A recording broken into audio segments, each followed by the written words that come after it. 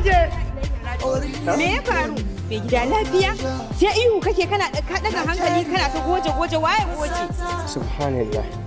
Ni kaɗai ina magana. A nan ɗin? Kana ta ihu. Goje ne wallahi. Goje nake shi. Yanzu fa kana bacci kake ta ihu goje. Makota ji hankali zai iya tashi a zaci wata masifar ce waye gojen ne wai? Wallahi goje ne. Neman shi nake wallahi. Gidana shinkafa ya ƙare. Na je wajensa 4 wallahi. Har ɗaki ina jiyo ka.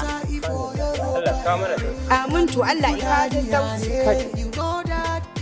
Allah kawo mini ɗauki wallahi. Amin to Allah ya kawo sassauci. Allah ya kawo sassauci. Kawo min kunu.